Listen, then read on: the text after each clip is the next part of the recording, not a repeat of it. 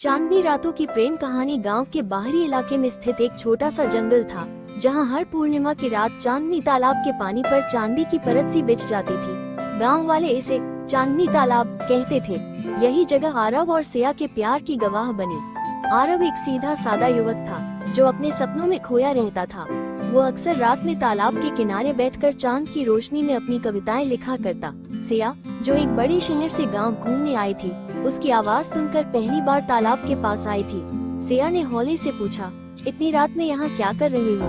आरव चौंक गया। उसने नजर उठाई और पहली बार देखा कि चांद की रोशनी किसी के चेहरे को इतना खूबसूरत बना सकती है। सिया मुस्कुरा रही थी। आरव ने धीमी आवाज में कहा, कविताएं लिख रहा हूँ। सिया ने दिलचस्पी से पूछा, मेरे लिए कुछ सुनाओगे? आरव थोड़ी झिझक के साथ अपनी लिखी एक कविता पढ़ने लगा। हर शब्द में चांद, चांदनी और प्रेम की बात थी। सिया मंत्रमुग्ध होकर सुनती रही। उस रात के बाद हर पूर्णिमा की रात दोनों वहीं मिलते। सिया अपने शहर की कहानियां सुनाती और आरव अपनी कविताएं। चांद उनकी गवाह बनता। उन दोनों को एहसास हुआ कि चांदनी रातों का ये जादू उन्हें एक दूसरे के करीब ला रहा है। लेकिन कहानी में एक मोड़ आया। सिया को वापस शहर जाना था। आखिरी चांदनी रात में सिया ने आरव से कहा, शायद ये हमारी आखिरी मुलाकात हो। आरव की आंखों में दर्द झलक आया।